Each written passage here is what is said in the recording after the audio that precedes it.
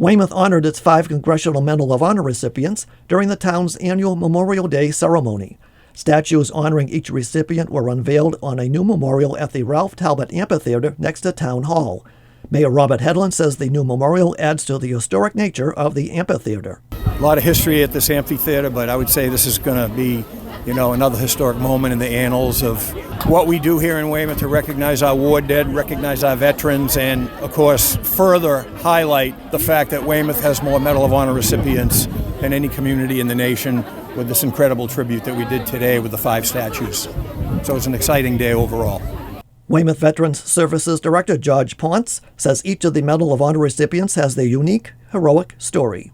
Thomas W. Hamilton, who received his in the Civil War with the U.S. Navy, serving on the USS Cincinnati in the Mississippi River. In 1900, William Seach earned his, again, in the Navy. He was assigned to the USS Newark, and he was assigned to the Boxer Rebellion in China when he earned his. And then Weymouth's favorite son, so to speak, Ralph Talbot, was the first Marine aviator to earn the Medal of Honor during World War I. And the town of Pittem, Belgium, actually still holds an annual event recognizing his sacrifice and those others that helped free their town from World War I. And then the final 2 both earned theirs during World War II. We have Frederick Murphy, who was a medic, gave his life saving his fellow platoon members. It was an interesting thing. We had this big go-around insisting that the medic did not have a weapon on his statue, because the sculptor, it's like, what do you mean? Everybody went into war with a weapon. It was like, no, they didn't.